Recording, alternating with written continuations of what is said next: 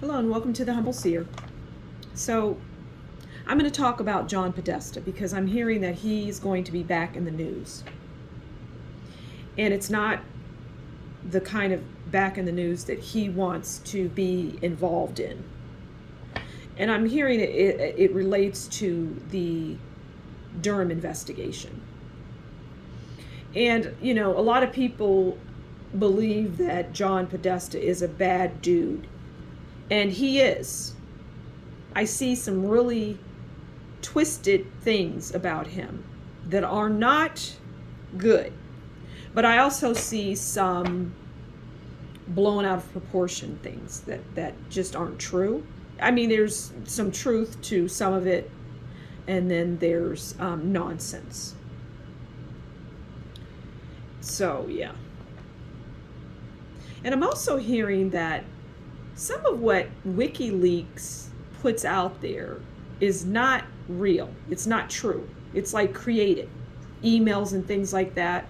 It's not true. I can do a reading on them. But anyway, I somewhat digress. Somewhat, because that's related to him, right? So the WikiLeaks and emails in, you know, with John Podesta in them. But John Podesta is going to be back in the news, and he's going to have some legal issues. And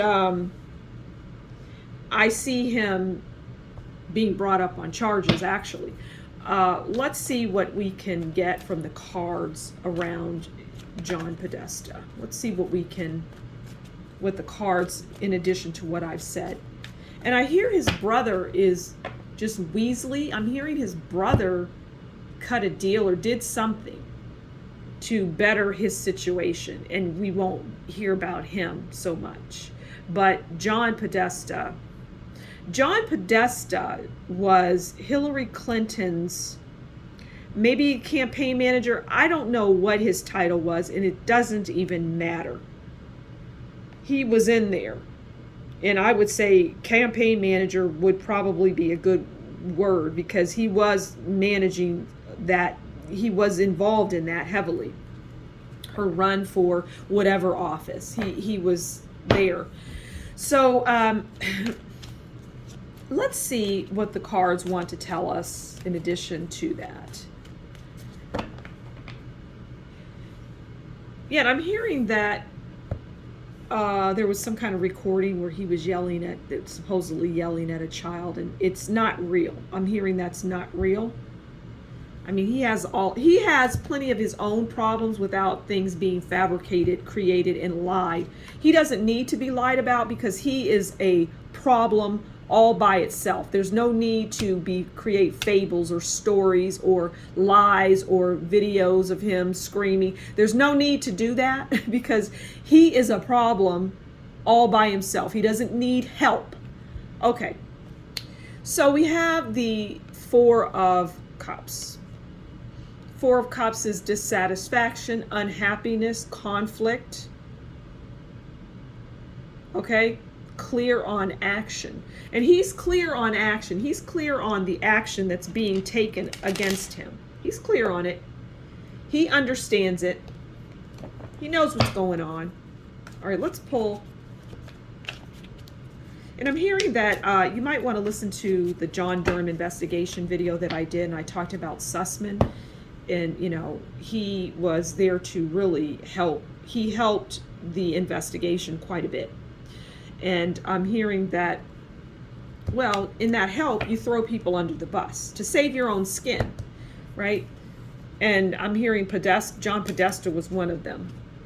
Okay, so now we're talking Pentacles. And we have the lovely 10 of Pentacles here.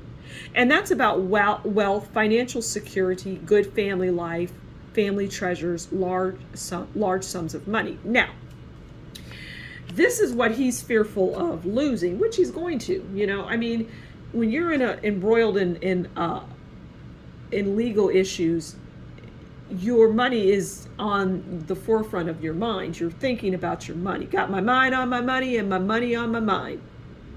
And he definitely does. And the 10 of Pentacles, again, it's also about good family life, family treasures. And that family life is going to be the ground is going to be shook beneath his feet, and the family will be affected by that. All right, let's see what else we can. Let's pull one more card on this individual. And the depiction here, you see, this is John Podesta. You see how his hands are folded, or his arms are folded rather. And then this is John Durham. He's like, well, I can offer you this. And John Podesta's like, well, I don't think that's good enough. I don't like that. I don't want to go to jail. I don't want to go to prison. I don't want to do any of that. So I don't like what you're serving up.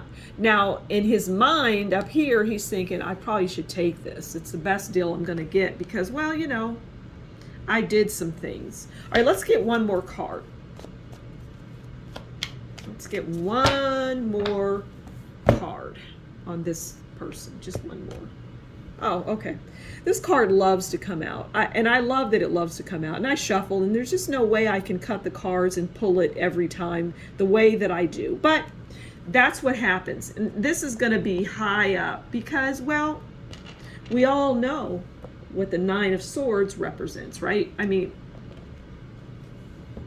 the Nine of Swords is, I mean, even the bed is crying. Even the bed is like, I mean, you're crying and you're stressed out and I can't even get a good night's sleep. And I'm the bed. So stupid what I just said, but anyway, he's feeling the heat. He's feeling the heat, as he should, as he should. So yeah, he's having his sleepless nights, which is what the Nine of Swords is all about. It's anxiety, it's sleepless nights, it's just it's a basket full of problems, which is what he has. He's got that anxiety. Okay, so I'm going to leave it there. You know, we'll see how this forms. Thank you so much for stopping by the Humble Seer. Please do consider liking, sharing, subscribing, and leaving a comment below. And if you like what I do, consider buying me a coffee. I would really appreciate it. Until next time, you take good care. Bye.